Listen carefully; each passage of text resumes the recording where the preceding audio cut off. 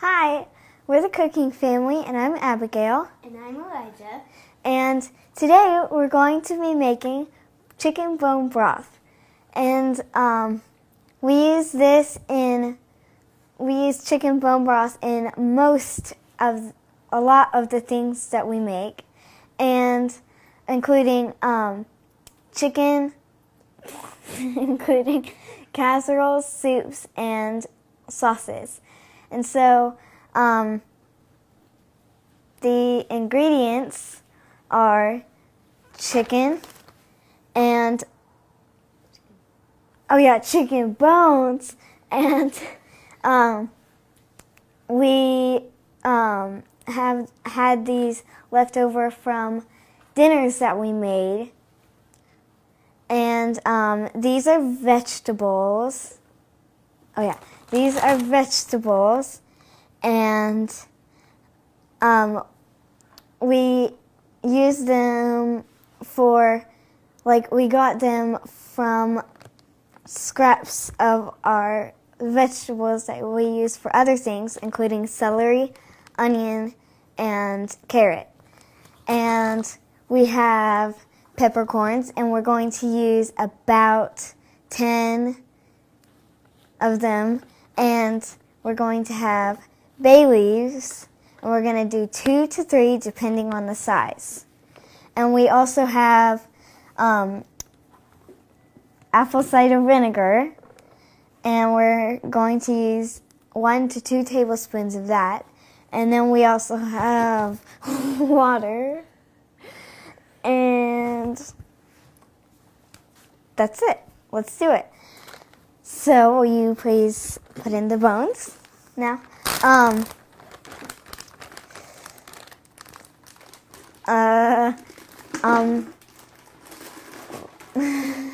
So we are using, I'm Holly, and we are using our 8-quart Instant Pot. And so we have here about 1 to 2 pounds of chicken bones. Oh, you don't use the whole amount that was in this bag. That's when it gets kind of a little too oniony. We usually grab in good handfuls. But that's Well, it's great. going to be extra flavory. It's going to be very good and flavorful. Put it in your hand. And you can see that we have a variety of carrot. Here's some carrot peels, ends of celery, and lots of onion peels. We happen to use red onions. You don't even have to count them. Just show them how many. Show how many peppercorns those are. About this. Not that much. Yeah. One time, Elijah here dumped about 30 peppercorns in, and you could really taste the peppery broth, and it was actually quite delicious, but just depends on how much pepper you like in your broth. Yeah. So we need, since those are small, we're going to need These are one pretty more. small. Here you go.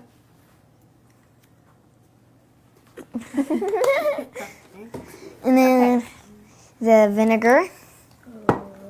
So we put the vinegar in. Any kind of acid, you can also use lemon juice, and it helps get the good minerals and gelatin out of your bones. So it just kind of helps that process go faster. So Elijah's just pouring a little vinegar into our little measuring cup here. And it does not have to be precise. Okay. It is totally fine to just go between 1 and 2. And now he's going to really carefully pour in the water. He's going to pour it carefully. There we go.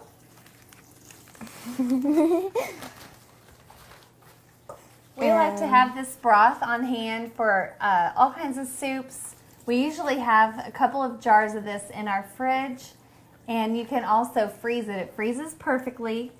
I'll show you how we strain it in a little minute, but we strain it and we keep it, if we're going to freeze it, we keep it into Ziploc plastic bags in the freezer. But you'll always want to label your bags and double your bags. Let me show you the line on the 8-quart. You keep going all the way to the 5, boy. The Instant Pot maximum pressure cooking amount is 2/3 of its volume. So stop right there. That's perfect. So 2/3 of the volume of the 6-quart is going to be about 4 quarts. And the line we have found on the inside of that is about the 10. But this one is the 8-quart. And our line that I tell the kids is the 5, about 5 liters, because 5 1/3 quarts is 2/3 of 8. So now Abigail's gonna start the Instant Pot. So we're gonna turn it on manual, and we're gonna go to 120 minutes. And our mom did it for just 30 minutes once, and it still tasted great. I did it only for 30 minutes one time because I really needed some chicken broth to cook for dinner that night. And so I just took it out after 30 minutes. So you can do any range, but 120 minutes, you're going to get a lot of minerals out of your bones and a lot of flavor out of your veggies to flavor your other foods. So go ahead and put the lid on. Okay.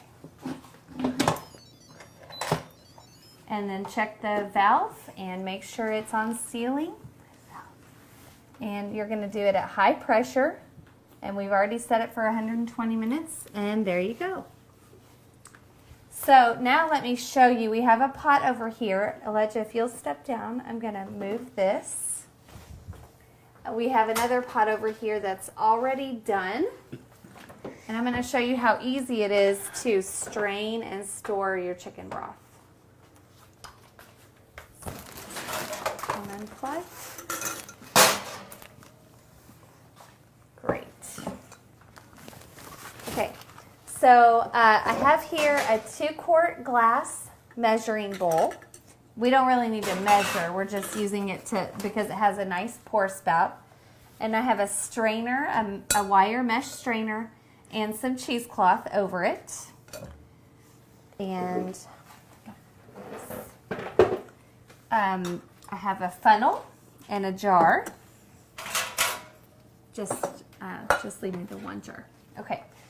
And also some Ziploc bags for our frozen ones. So we're going to open this up. Oh, I forgot one thing. Would you please get me my Pyrex 4-cup measuring cup? Oh, yes. Okay. So one of the best things for me about doing chicken broth in the Instant Pot is I don't have to mess with it.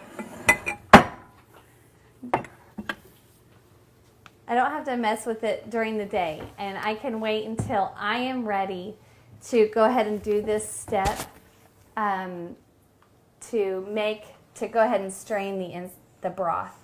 When I did this in a slow cooker, it would take all day to cook in the slow cooker, and then at the end I would have to strain this late at night, and I would be so tired. But the Instant Pot has it ready in a couple of hours, and then whenever I get a minute during the day, I can just do this. So I take my big 4-cup Pyrex, and I dip it down in. Try to avoid the vegetables at first just because they're in the way. But it's no problem either way. They're all going to end up here in the strainer. And then I'm going to pour this through the cheesecloth and through the mesh strainer. You do want to pay attention down below because you don't want to get too much in and start spilling it. I'm going to reach in and get another scoop. That would be a big mess. That would be a big mess. So you got to just kind of keep an eye. And then I set this down, move the strainer into it so it doesn't drip and make a big huge mess everywhere.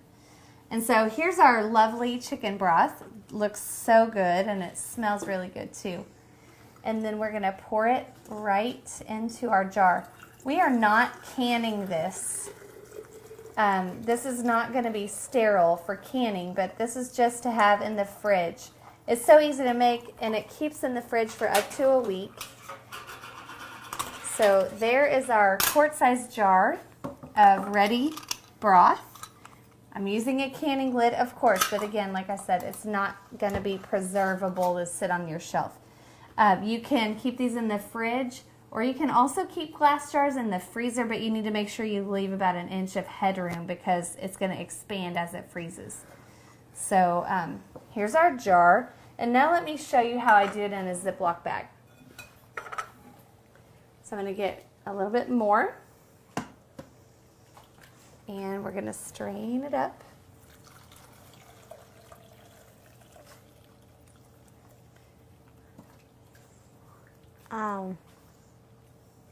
It just smells nice and the apple cider vinegar helps get minerals from the bones, and it also, I think that's what it does.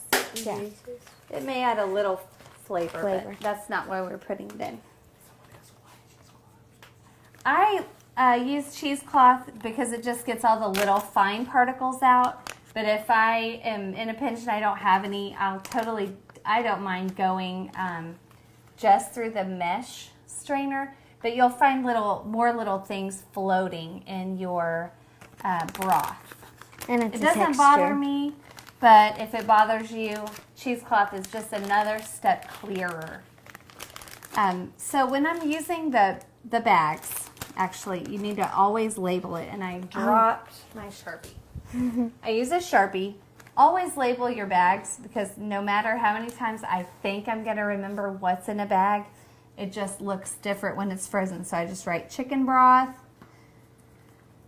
and today's date and... here, will you please put the lid on there? I always fold down the top so it doesn't spill and that lid doesn't get in your way. And then I just hold it like this and pour it. I just set it right down on the counter and just pour the broth right in there. Same procedure for a large bag. I do a gallon size bag. This is not cooled off. It would be ideal if it were cooled off, at least a little bit more than this is. So then you close up however much you want to put in a bag, no problem. You just measure however much you think you'll use. And then I kind of try to squeeze as much air out as possible. And then I always lay these flat to freeze because then you have this thinnest amount that needs to thaw later. I also recommend always double bagging. So just put this inside of another bag because if you drop these, they will spring a hole in them and then they're harder to thaw. Not good. Especially if you need to thaw them quick in hot water. So that's how we do our chicken broth. And this one's piping hot, so it won't go in there very easily. But anyway, double bag it whenever you are going to put these in the freezer. So that's how we make chicken broth at our house.